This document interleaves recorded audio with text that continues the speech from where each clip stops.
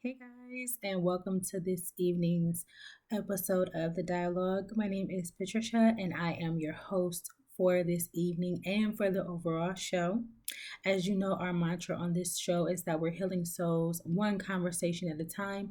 So it is my hope that as I give information which is actually revelation from God and insight that is breathed onto me by His Spirit, that you will listen to it, that you would gain something from it to apply to your life. And then, just as you are on your regular journey of life daily, that maybe you will see someone and you guys can discuss the content that was spoken of on the show. So I want to thank you to all of you that have been supporting and have been following the podcast. You are greatly appreciated. Ironically enough, I normally do my podcast extremely early in the morning because I am a morning person. I love to get up between the hours of 4, 5, or 6, sometimes 7 at the latest. And I just like to give you guys some type of inspiration, but of course, that it is a foundation of spirituality from a Christian perspective. Hoping that it will heal you, nurture your soul, and give you insight and understanding. And if applicable, that you can apply it to your life and get a desired outcome. So it is extremely late, but I want to obey God and give this information tonight because there's no telling what He's going to have me say tomorrow. And so today's subject or the content that we're going to talk about is the fight to forgive. And I heard this early this morning. I want to say about 5:30, maybe 6. I heard the words, the fight to forgive or fighting to forgive.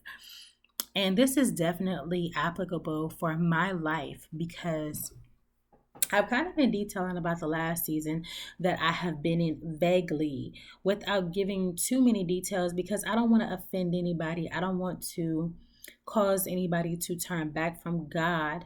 I want people to use this not as gossip or tea. I want people to use it as an opportunity to see if God is nudging at their heart to forgive somebody. But I heard a pastor a couple days ago, and he was explaining how in scripture context it says that God wants us to forgive 70 times 7. And he was like, "Oh, so Lord, you want me to forgive this person 490 times?" And then the part that hit me was that he stated, "No, God doesn't even want you to remember all the offenses that have racked up against that person to be able to count how many times that person has offended you." Rightfully so. We should be forgiving. Personally, I feel as though people that cannot forgive are extremely hateful, extremely bitter, extremely scornful. And we know that it says in Psalms 1 that there is a group of people that God would prefer us not to be around. Um, and it is the mocker, the sinner, and the scornful. And so I have had an opportunity to talk to a lot of people, as many of you may know, or I'm going to just explain it. I'm a qualified mental health specialist. I'm a chemical dependency counselor. I have a background in helping people navigate through molestation and rape and some sex trauma, sex trafficking trauma. And so I just personally feel as though, as I have talked to a lot of people, their inability to forgive actually opened the door to mental health issues, unbeknownst to them. To them, they are extremely regular, they are extremely normal, nothing is wrong with them, they are perfect, and everyone else is flawed. And that is one of the issues when you can't forgive, it actually places a blinder over your eyes that you can't see your own issues, that you think everybody else is the problem except for yourself. So, as I've talked to many people, I like to ask people now, like, okay, hey, there is something that I would like to tell you to help you. Are you open to listen to it? Because people that are scornful, they don't feel like they need to listen to anybody. And looking up the definition, it says a scorn or a scorner, scornful person has open dislike or and disrespect or mockery, often mixed with indignation.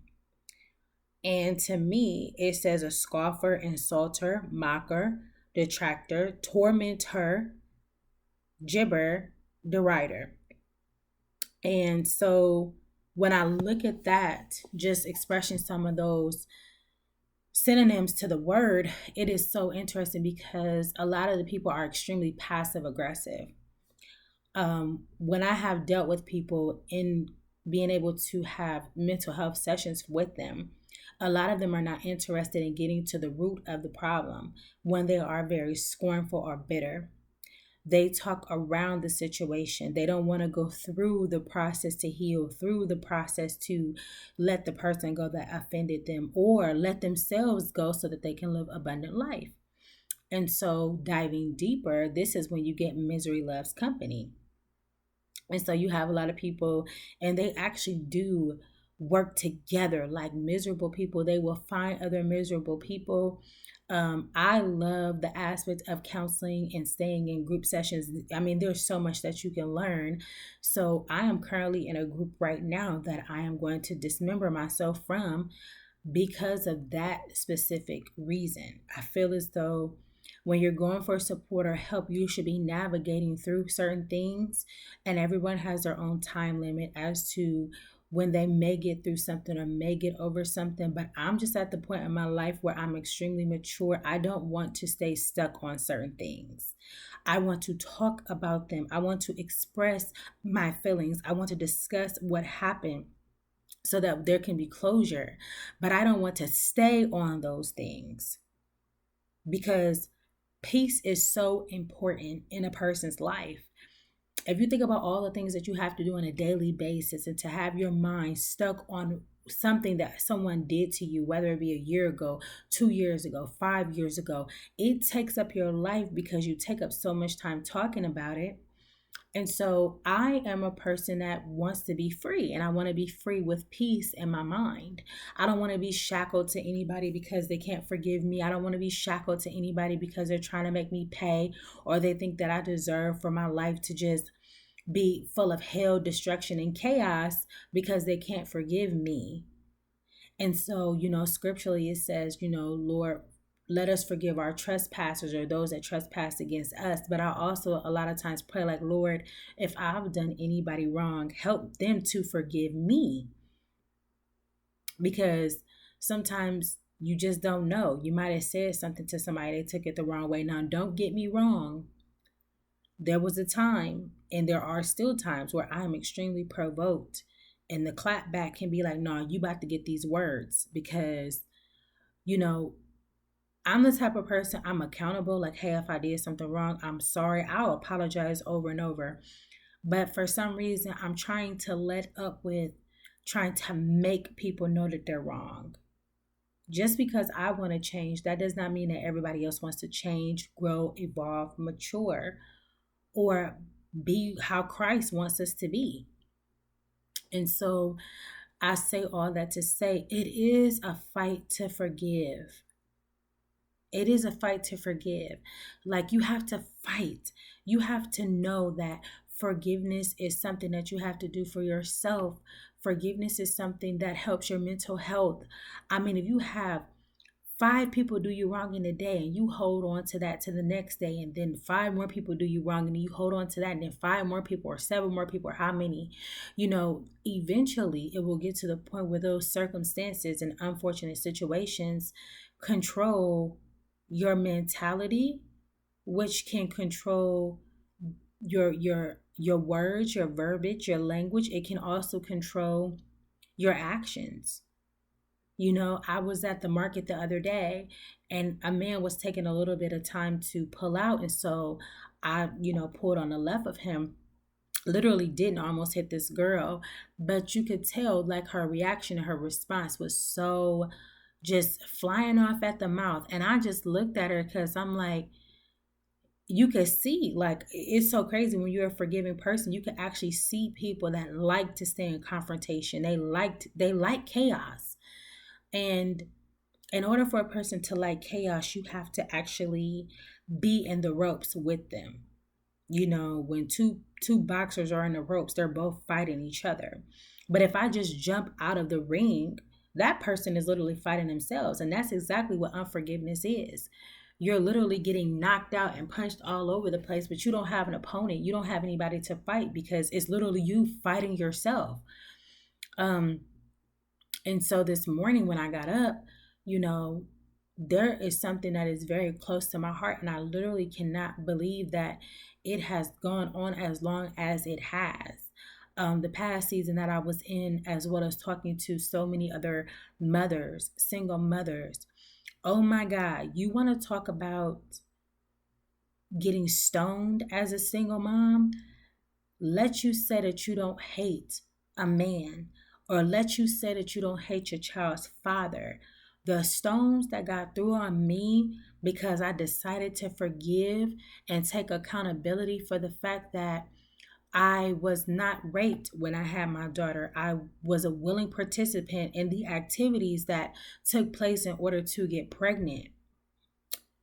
My goodness, the women that rose up against me, the comments that I received, the justification on their end, I wasn't going for it because I'm like, hey, I want to grow and I don't want to be bitter and I don't want to be upset and I don't want to be mad. And unfortunately, but beautifully, this caused me to have to separate from so many women. And it really could have been wonderful friendships and things like that because, we were talking about some business things and, other endeavors. But it's like, how can two walk together unless they be agreed, unless they agree? And I don't agree with hatred. I'm a very loving person. I'm a very kind person. Do not misunderstand me. I'm not perfect. We all can be provoked. And so, yeah, self-control definitely is an aspect that I would love to work on, and actually see when things are coming my way. But ultimately now, my heart is for peace. My heart is for peace. And so this is something that has happened in regards to situations with women. I had to fight to forgive, you know, and so a lot of times if I'm conversing with someone, the conversation, if they wanted to talk about old things, okay, I understand you're hurting, you're upset, we get it, right? But what are we doing to get you past this? Because you're wasting your life. That person has moved on, they're living their life, they're enjoying their life. You're stuck in a mental prison of bondage. Like you can become a slave to unforgiveness.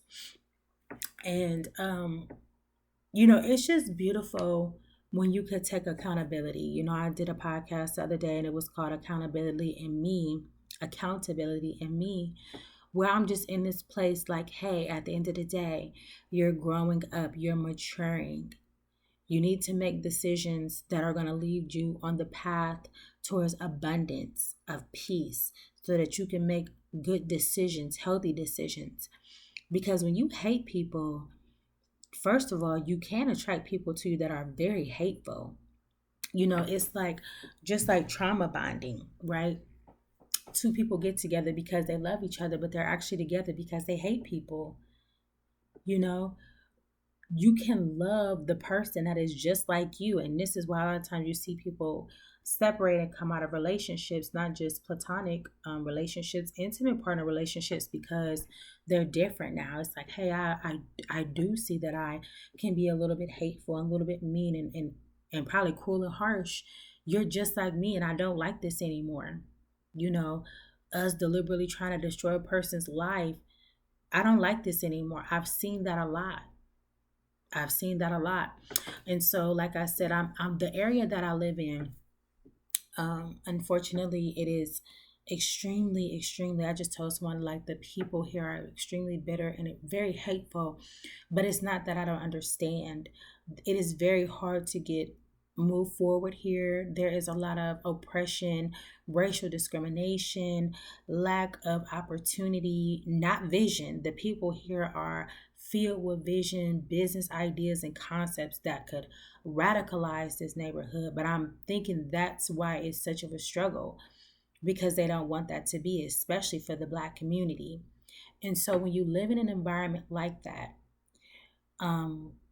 you can see people that are exhausted, they're tired, they're mentally drained, right? And some of them just give up on life, which, if opportunities and things have been stolen from them, of course you can see bitterness and just fatigue, lethargic, just no desire to really live.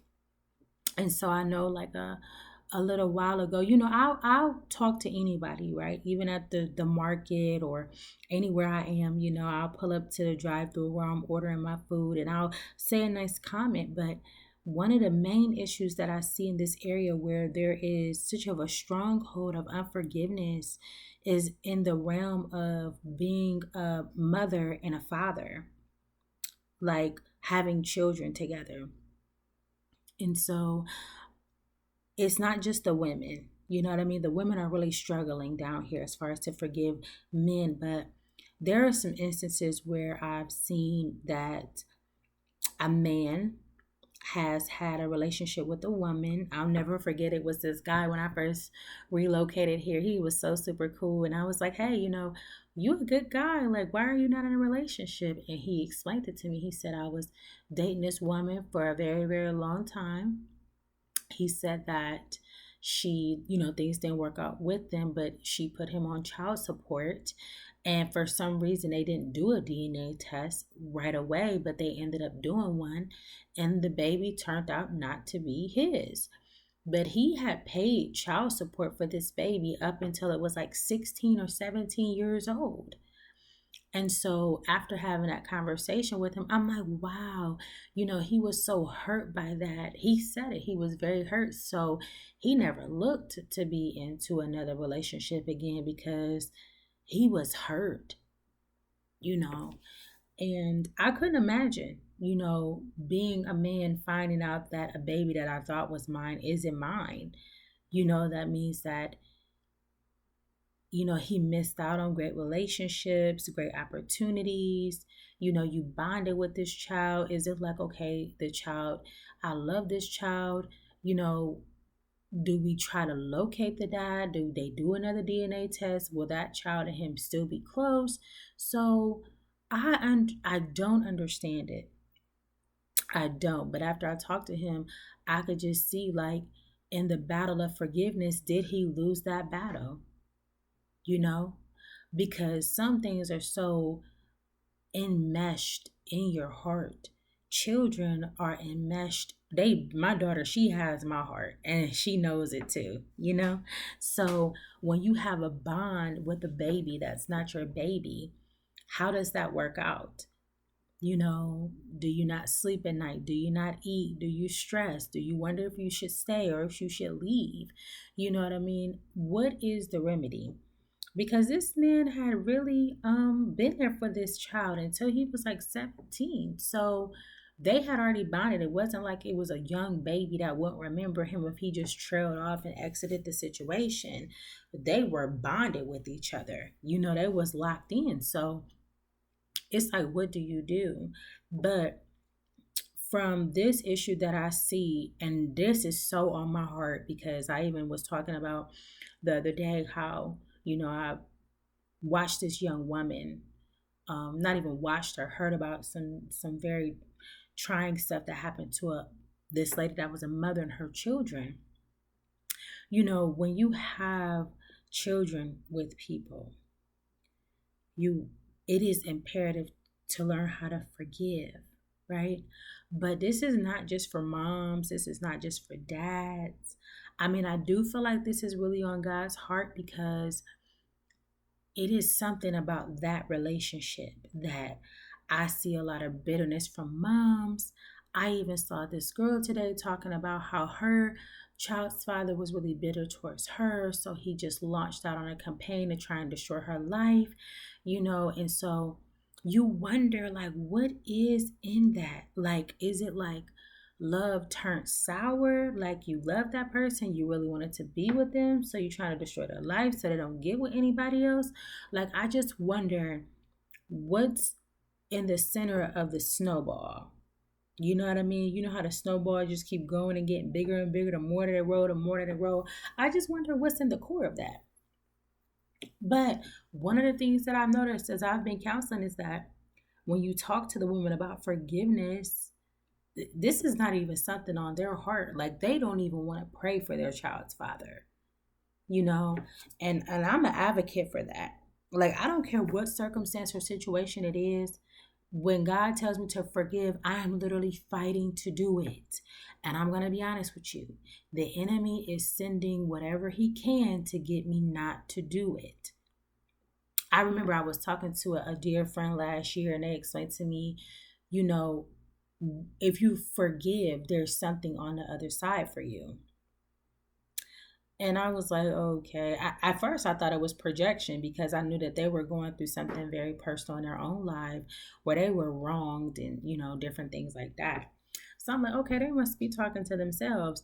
But as that word continued to grow in my heart, literally take root, I was like, it is something on the other side of forgiveness. So I had to fight. I've had a lot of women come to me and try and bring up old things, even from their life, like, well, mine did this and mine did that and mine said this and mine said that. Okay, and I understand, but mentally, I want to let that stuff go. At the end of the day, everybody is responsible for themselves and we literally can't make anybody do anything. But what I'm trying to get myself to is a point of acceptance to letting go. Letting go. I genuinely feel as though in our generational line that there was a generational curse of unforgiveness. Like I remember when I was younger, oh, you did me wrong. Psh, it wasn't no forgiveness. Your number got deleted. You may have gotten blocked. But when I saw you, I didn't know you. Like even if we had been together, as friends or whatever, oh no, you do me wrong, you're done for. But now I'm to the point where it's like, gotta like start showing me not all of their business, but I will have compassion for them. Like, okay, this is why they're doing that, and this is why they're acting like this, and this is why they're responding. Which I don't want to say it makes it easier, but in some instances it does, because I feel like that's just about having human compassion for people. Like I don't feel like people that are just mean to me are just mean just to be mean or cruel to be cruel. Maybe I've done something to them that we haven't yet addressed. But then at the core of it, being passive aggressive, like nothing happened, but you're going to get back at me doesn't work either. Like being an adult, I want to talk about it, I want to conversate. So when you're going through like someone's done you wrong, any offenses that have come up against you, anything that's hurt your heart or broken your spirit, you have to take it to God. There are many days where I sit with God and I'll couple tears or, roll down my face because I'm trying to get understanding of how some of the things took place like they did. But then sometimes God will tell me, okay, let this person go because they're not desiring to mature. I literally just did that. God called me back into a situation to talk to a friend of mine, like, hey, do you understand that this is what you're doing? And she decided that obviously what I was saying to her was irrelevant and persisted to do the same things. And so God told me to disconnect from the situation. So I'm the type of person, what I used to be, when someone does me wrong, I don't want to go back in and talk to you about what you did, especially if you're deliberately doing it. But now I understand that through forgiveness, you never know how that can be an opportunity for another person to grow, evolve, change, transform, and even look at their behavior like, wow, I didn't even know I was like that. I didn't even know I could cause that much pain, you know? And so I wish that, I say this because in my job, I talk to so many women that are literally bound to unforgiveness or, just making things difficult for themselves and the children. And don't get me wrong, like I said, I put a post up on TikTok the other day, like, even when it comes to merging in a marriage, it can be challenging, let alone two people with two different viewpoints trying to raise children together. And so my heart is where it is with this. My heart is devoted to bringing a fresh perspective to things. Like forgiveness is life, but just like life, you're gonna have to fight for it. You know, someone does you wrong or says something that you doesn't don't like, or do something that you told them not to do. It's a violation. It's a violation to your spirit, to your mind, to your soul, because your mind wants to keep thinking about it. But then when you look in the word of God and he says forgive, it's like God is like, I'm trying to free you up to give you perspective, new opportunity, new life, right? And when you have to sit with your thoughts all the time of what someone has done to you, you know, it's like you've seen people do crazy things to get revenge or make a person pay for things that they didn't discuss. This is why God says if your brother has offended you, before you even do your offering or give your offering, go back and talk to them. Unfortunately for me, but fortunately, I have an awesome relationship with God. So a lot of times, if that person is going to continue to be demonically induced, because that's what I'm going to call it, he will release me like, hey, I know they're not going to change. I'm not going to have you waste your time on going back and talking to them so that they can just, project or not take accountability or responsibility. So I love him for that he does not continuously make me beg for people's forgiveness like I've forgiven you. But I still pray for those people, and I also try to do something nice for them because he'll deal with me about that. Like, if even if people are coming at me crazy or coming at me wrong and I have not done anything to them, I've had instances like that. God is like, just be nice to them. Keep your heart posture pure. And he'll deal with it.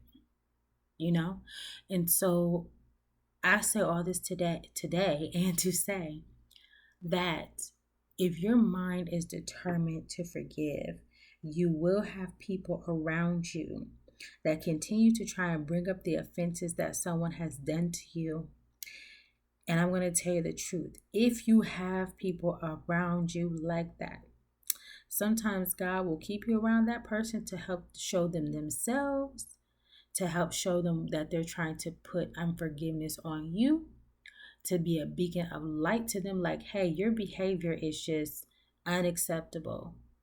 Or a lot of times, he will have you walk away. Everything is for a season.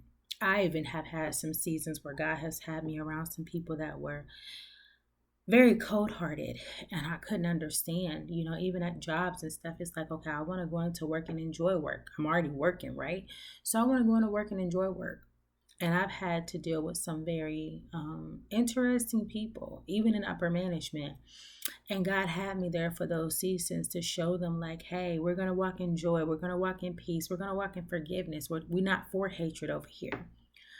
And even if it was a seed that was sown, it's always God that gives the increase. He waters it. But it was difficult. Scornful people are very difficult because they don't want to see anything from anybody else's perspective. They're blinded by their own anger and rage. They feel like everybody has done them wrong. So when someone comes in to try and tell them, like, hey, I know you're hurting and I apologize for what happened to you, but let me tell you the truth. You're in prison. You're in prison because your inability to forgive. You're in prison because we know prison is an area where you're confined, where you can't do what you want to do and, go where you want to go. Because some people that are unforgiving, God has to restrain them. And unfortunately, this is why we see so many detrimental things in the earth right now, because people have gotten hurt and don't know how to forgive and let go. So they're going to make somebody pay for the pain that they're feeling, instead of being able to be mature enough to go through the process. Like, okay, I didn't cause myself that pain, but unfortunately, I'm going to have to get the resources and the tools to heal from it. That's one of my things. I always go to God like, Lord, I didn't do this to myself. I didn't hurt me like this, and I know you didn't either, and people did, but let me forgive those people because I know who was behind it. Because I always say, I don't think people are as smart to hurt me just how I hate to be hurt. I always look at it like, okay, the enemy just used that person. They were a hurt, broken vessel. And I need to forgive them and be praying for them, because I know me, my bounce back is strong. It may take me a little while, but eventually I will get up. Um, I'll get a fresh perspective. You know, sometimes in certain situations you get broken so bad it takes you a while to get back up. But God's grace is so sufficient for that. And so today, this was on my heart. Fight to forgive, or fighting to forgive, you know. And I always say the people that hurt you the worst are the people that you can help the most. You know, there are some people that have really done a number on me, like just being all the way honest and transparent. And then if God lets years or time go past, He will show me you were divinely placed into that person's life to help them. And because the enemy doesn't want you to, he has put a fence in your heart. You have to get over this, because you won't be able to help them in the magnitude that I want you to. And so forgiveness helps you to release yourself, to be of service to others, but it is ultimately a beautiful service that you do for yourself. It's beautiful. And don't get me wrong, it may take some time and some effort. Maybe not talk about it so much. Maybe get into a support group. Maybe go to counseling. Maybe journal about it. Sometimes I'll tell some of the clients or patients, like, hey, write a letter to that person. If this is not a person that is open to listening to you without interrupting, gaslighting, or making you feel bad, write a letter of everything that you want to say to them and get out how you feel. You know, take that stuff out of your motherboard, which is your brain. I look at the brain like a computer, you know, downloading and uploading files. Sometimes we get a virus. I would equate unforgiveness to a virus, and we know a virus will shut a computer down. You know, first the screen starts going all crazy and wacky, and then you can't press any keys or click any programs or open up anything or closing things, and it's just stuck. And that's exactly what unforgiveness does. It puts you in a place where you're literally stuck. And to be honest with you, people could come around like, hey, I feel you. Like, she was wrong. But at the end of the day, they really can't feel you because it didn't happen to them.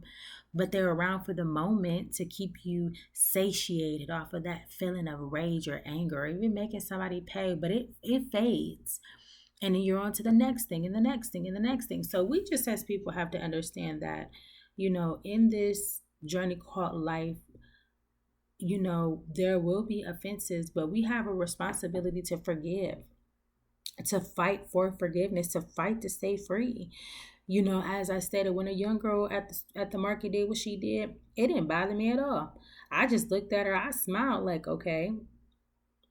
And then I prayed for her. Like, I asked God to forgive me for the thoughts I was thinking, because sometimes that can be your natural thought pattern. But I was like, okay, Lord, bless her. She must be having a bad day.